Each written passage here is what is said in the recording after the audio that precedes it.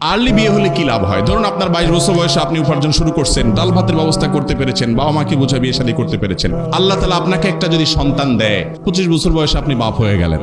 এই ছেলের পড়ালেখা শেষ করতে করতে সে নিজের পায়ে নিজে দাঁড়ায়, উপযুক্ত হয়ে কর্মক্ষম হয়ে কর্মজীবনে ঢুকতে ঢুকতে ধরেন 20-22 বছর মিনিমাম লাগবে, আরো বেশি লাগে। তাহলে আপনার বয়স 25, ছেলের বয়স 20-22, এভারেজে কত দাঁড়াইলো?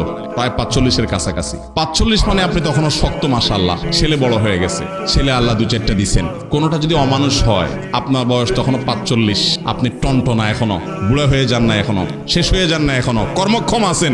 বেশি উল্টাপাল্টা করলে কানটা মোলে রাস্তা ধরা দিতে পারবে, ঠিক না বেটি? ছেলেও সোজা থাকবে। আর যদি আপনার বয়স 30-এর পরে বিয়ে করেন, এরপরে বলেন না এত সকাল বাচ্চা নিতে হয় না, 2-4-5 বছর যাক, 35 পার হওয়ার পরে বাচ্চা নেওয়ার চিন্তা করলেন, বাচ্চা হইতে হইতে 38 হলো, 38-এর পরে আপনার বাচ্চা হলো, বাচ্চা হওয়ার পরে এই বাচ্চা পড়ালেখা করে কর্মক্ষম হয়ে কাজ টাজ করা শুরু করবে, উপার্জন করা শুরু করবে, সেজন্য 25 বছর দরকার। 38 + 25 কত হলো? 60-এর বেশি, প্রায় 63-65 বছর বয়স হওয়া মানে তো আপনি শেষ, ঠিক না বেটি?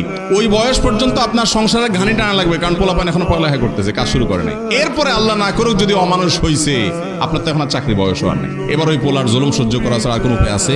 আমার ওয়াইফকে অনেকে পরিচিত অনেক মহিলারা বলে যে, ভাবি মাশাআল্লাহ, এই বয়সে আপনি শাশুড়ি হয়ে গেছেন, কয়দিন পরে নানি দাদি হয়ে যাবেন, মনে হয় যে আপনি এখনো ইয়াং, আর আমরা মাত্র বিয়ে করলাম, এখন একটা বাচ্চা মাত্র নাক দিয়ে শিন পড়তেছে, কবে এটা মানুষ করবো আল্লাহ জানে।